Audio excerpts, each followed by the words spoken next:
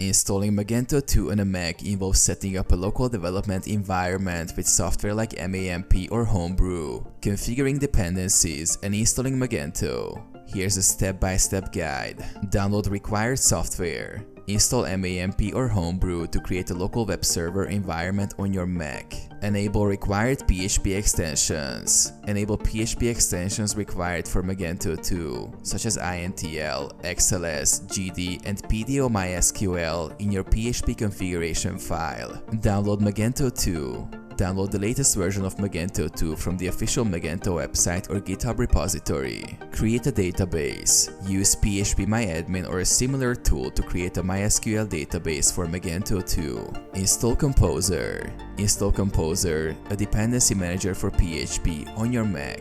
Install Magento 2. Use Composer to install Magento 2 by navigating to your Magento root directory in the command line and running the Composer install command. Magento Setup Wizard. Follow the Magento Setup Wizard to configure your store settings, including database connection, admin account setup, and store locale. Run Magento. Access your Magento 2 store by navigating to the localhost URL in your web browser and begin customizing and configuring your store as needed.